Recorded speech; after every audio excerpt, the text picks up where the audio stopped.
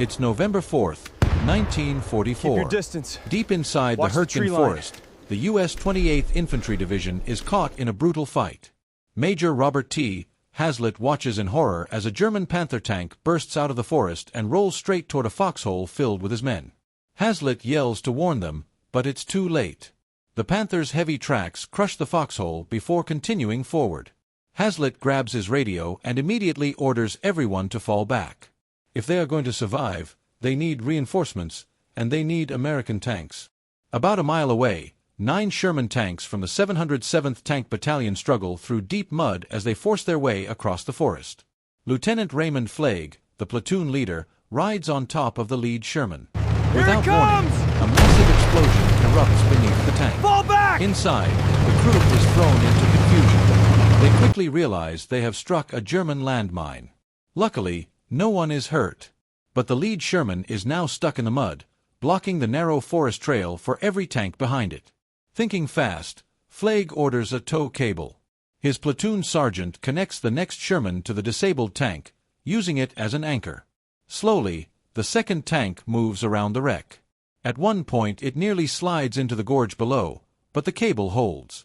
They finally manage to get one Sherman past the disabled vehicle. The rest of the tanks will need much more time before they can free themselves from the mud. Fleig knows there is no time to wait. He climbs aboard the Sherman that is still moving, orders its commander to stay with the remaining tanks. Move! Get out of there! Then he slams the hatch shut. The lone Sherman rumbles toward the battle. Back on the front line, Hazlitt and his exhausted infantry continue falling back without armored support. They retreat into a nearby village. Ahead of them, a 45-ton German Panther pushes forward, followed by a column of Panzer IV tanks. Just then, Hazlitt hears another engine behind him. An American Sherman appears through the mud. It is covered with branches, dirt, and pieces of the forest. Hazlitt rushes toward it and points at the German tanks moving down the hill. Fleig is badly outnumbered. Still, he gives a determined nod. We need the armored Sherman support accelerates immediately. toward the Pull enemy. back to the ridge. Inside Move the Panther, Send tanks the German now or we are commander done. studies the American positions. The U.S. infantry is scattered between foxholes and buildings. They look exhausted and exposed. He orders the driver to increase speed and crush the defenders before they can regroup. The Panther surges ahead. 200 yards away, Fleig drives his Sherman onto the crest of the hill. Immediately, he spots the Panther. Its long 75mm gun is aimed directly at the retreating American soldiers. Its side armor is completely exposed. It is the perfect target. Fleig gives the order. Gunner, tank, 200 yards. The gunner locks onto the Panther. Fire. The Sherman fires. The shell slices through the cold air and slams into the Panther's side with a bright flash. But nothing happens. The shell fails to penetrate. The Panther stops. Fleig immediately shouts again. Fire again. A second shell crashes into the same target. Still no penetration. Fleig is stunned. Then the loader suddenly realizes the problem. Sir, what's happening?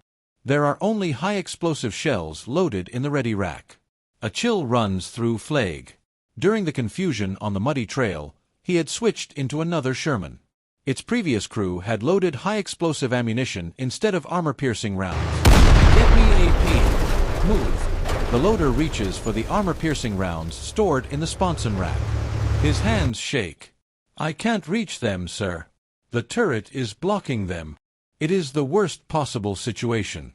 To reach the AP shells, they must rotate the turret away from the enemy while facing a Panther in battle.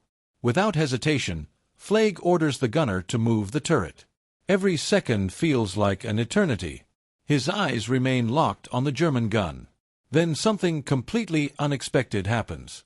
The Panther's hatches suddenly fly open.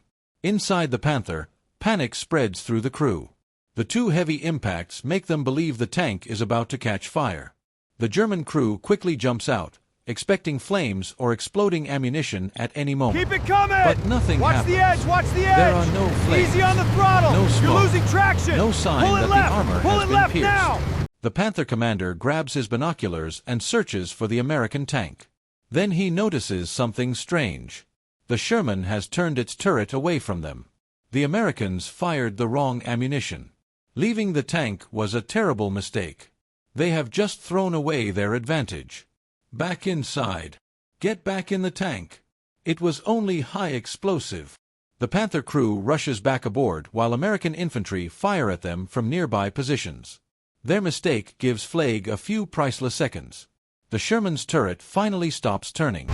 Now the loader can reach the armor-piercing round. Push through to the line! He grabs the shells as quickly as possible, knowing every second matters. At the same moment, the Panther's turret begins turning toward them. Inside the German tank, the driver revs the engine to build hydraulic pressure for a faster turret rotation. Inside Fleig's Sherman, the gunner struggles to swing the gun back onto the target. Both tanks race against each other. Each crew knows that whoever fires first will probably survive. The loader slams an M61 armor-piercing shell into the breech. Up. But the Panther gets there first. Fire. Its high-velocity 75mm shell bursts from the barrel in a cloud of fire. The shell screams across the battlefield. It whistles just over Fleig's turret. It misses. The German commander cannot believe it. His tank is still exposing its vulnerable side. As the Panther begins turning its hull, the turret struggles to keep up. Now the Sherman gunner has the target back in his sights. Fire! The armor-piercing shell flies across the field. It smashes directly into the Panther's gun barrel. The massive barrel splits apart. For a moment, nobody inside the Sherman can believe what they have just seen. It is an incredibly lucky shot. Inside the Panther, the commander desperately orders another round. But the gunner looks back in shock. The barrel is gone. The feared German Big Cat has suddenly become almost helpless. My God! Fleig wastes no time. Hit it again. Another armor-piercing shell tears into the Panther's hull. Then another follows. The left side rips open. Flames burst from inside the tank. Within seconds, the Panther is burning. None of its crew escape. The Sherman crew cheers loudly. But Fleig is already looking beyond the burning wreck. 3 Panzer IV tanks are moving forward behind it. They spread out as they begin their attack. If Fleig wants to survive, he has to fire faster than the Germans. Gunner, tank, 180. The gun swings toward the nearest Panzer IV. Fire! The shell punches straight through the German tank. It is destroyed with a single shot. Unlike the Panther, the Panzer IV cannot absorb such punishment. The Sherman immediately shifts to the next target. This time, however, the Germans react faster. A Panzer IV points its gun directly at Fleig's Sherman. Before it can fire, another shell crashes into it from the Target, side. 12 o'clock, the fire! Explodes. Fire again! Through the smoke, 2 No mud-covered penetration! Shermans Check the appear rack! over the crest of the It's hill. all high explosive! Fleig's remaining tanks have finally arrived. For the first time that morning, Fleig smiles. Now the Americans are no longer alone. The final Panzer IV swings its turret while firing on the move. Its shell flies wide. It has missed its last opportunity. Fleig's gunner carefully steadies his aim. Fire! The shell tears straight through the Panzer IV's turret. The German tank is destroyed where it stands. With the Panther burning and the lead panzers knocked out, the German attack begins to lose momentum. Smoke fills the battlefield. German engines shift into reverse. The surviving tanks slowly pull back from the American positions. Fleig keeps his sights on one retreating Panzer IV. The tank turns, throws mud behind its tracks, and disappears into the smoke. Miles away, one escaping panzer reaches the headquarters of the 116th Panzer Division. General Major Siegfried von Waldenberg listens carefully to the report.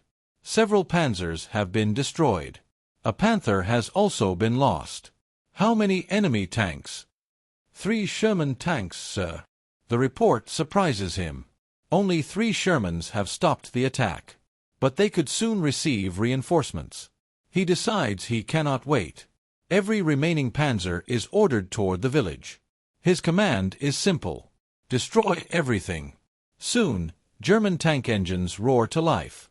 13 Panthers begin moving through the morning mist. Panzer IVs and infantry follow closely behind. The Germans reach the far slope and take up defensive positions just beyond bazooka range. Their tanks provide On cover target! while continuing On target! to bombard Load the American AP! positions inside the village.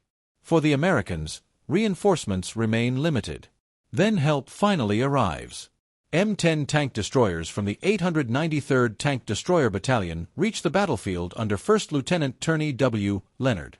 Fleig, Hazlitt, and Leonard receive orders to launch a counterattack. Despite everything they have already lost, they quickly prepare a plan. With the German armor holding the hill under tree cover, Fleig decides to use his Shermans as bait. He will drive onto the crest and attract every German gun. While the enemy focuses on him, Leonard will swing wide to the right with his M10 tank destroyers and attack from behind.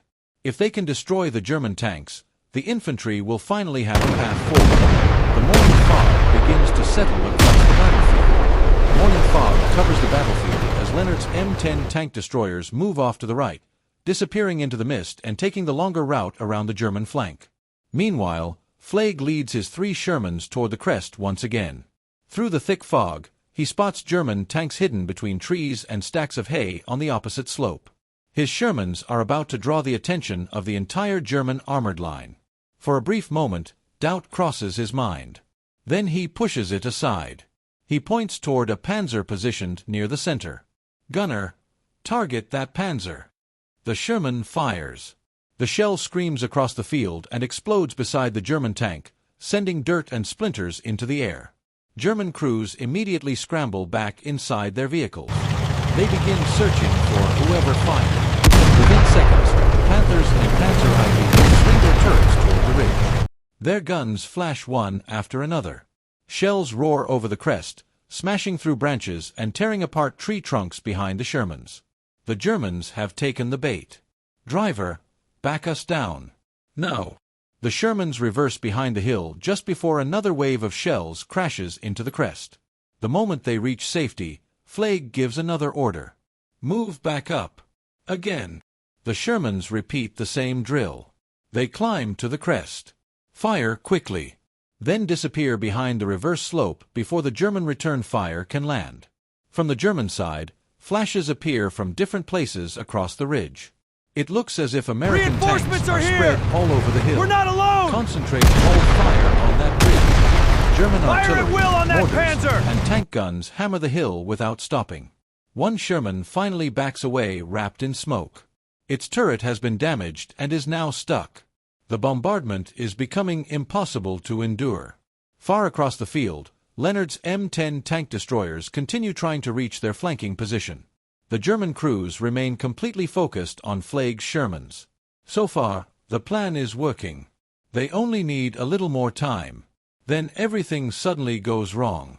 Leonard feels his M10 jolt violently. The 5th Panzer Company The reports vehicle total has losses. become stuck American on a resistance large is rock hardening or near tree Schmidt. stump. Order the He 1st looks Division to across and counterattack sees another immediately. M10 losing traction in the deep mud. The entire flanking attack begins falling apart. Tank crews climb out, trying desperately to free their vehicles. German infantry notice them almost immediately. Mortar rounds begin falling around the exposed M10s. Their open-topped turrets suddenly become deadly traps.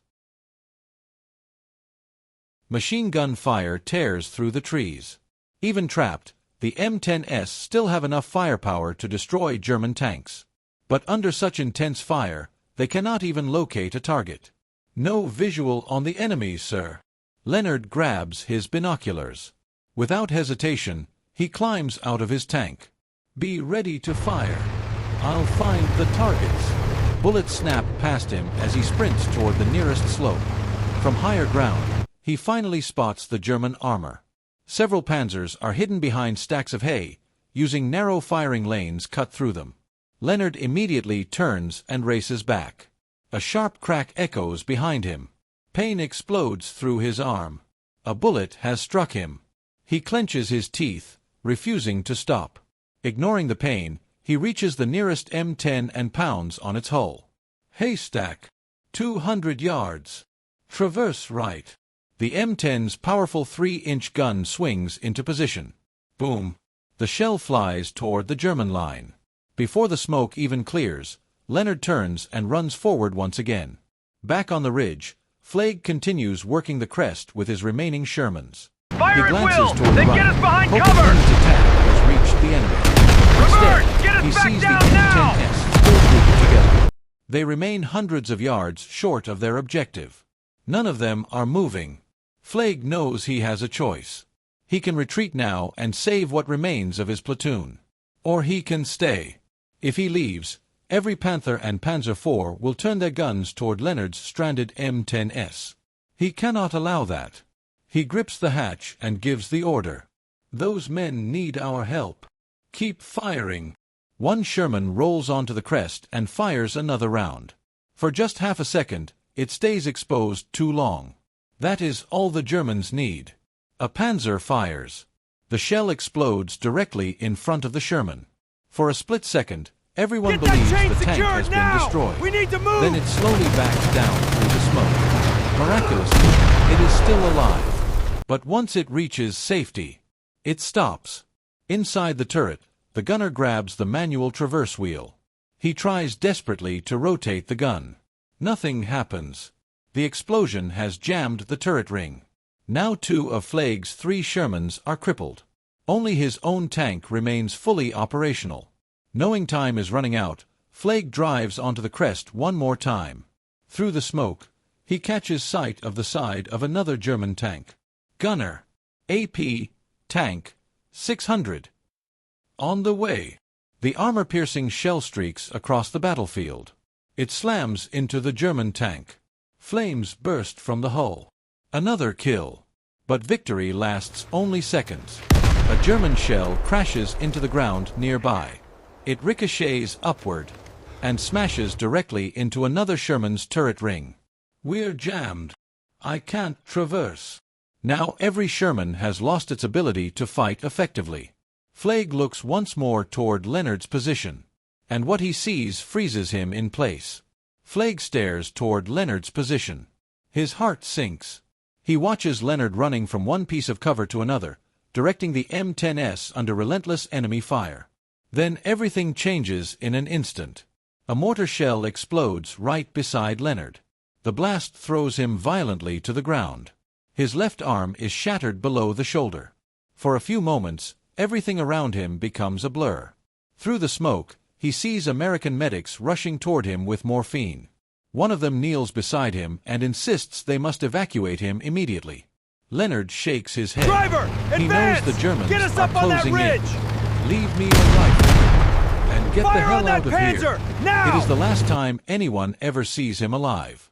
Back on the ridge, Fleig realizes there is nothing more he can do. Pull back. The remaining Shermans reverse away from the crest and move toward the shallow draw to the north, escaping the direct line of enemy fire. The Germans quickly recognize that the American armor has abandoned the ridge. They immediately begin pushing forward. Artillery, mortars, tank guns. Everything pounds the battlefield and the village without mercy. Behind the trees, Fleig stands beside his damaged Sherman and watches Hazlitt's exhausted infantry slowly withdraw through the thick mud. Orders arrive. Keep moving! Every Sherman Keep the left line! behind Don't must stop! be destroyed to keep it from falling into German hands. One crewman climbs onto Fleig's tank carrying a hand grenade and a length of wire. Fleig stops him. I'll do it. He takes the grenade himself. Climbing onto the hull, he carefully ties it to the hatch with the wire. Then, for the final time, he reaches down into the turret of the Sherman that had carried him through the battle. Moments later, the men begin moving down into the dark gorge. Behind them, the dying explosions of their own tanks echo through the forest. Almost immediately, the trees swallow them. The slopes are slippery with mud and broken branches. To keep from becoming separated, the soldiers form a human chain. Keep the Each line! man Don't places stop! one hand on the shoulder or belt of the man ahead, slowly feeling his way through the darkness. Then the German mortars find them. Shells explode throughout the gorge. The retreating column is torn apart. The chain breaks. Groups become separated in the darkness. One group disappears into the undergrowth and is never seen again. Around midnight, Lieutenant Raymond Fleig and 6 exhausted soldiers finally reach the American assembly area at Wassenach. More than 2,200 men of the famous Bloody Bucket Division entered the battle. Only a little over 300 survived. Lieutenant Colonel Raymond E. Fleig lived through the war.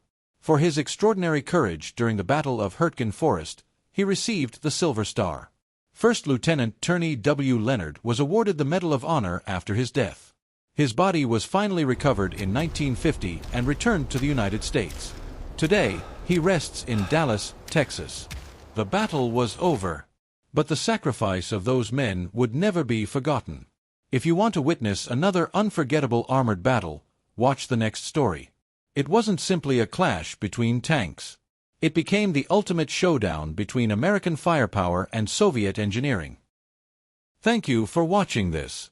Please subscribe this channel for more.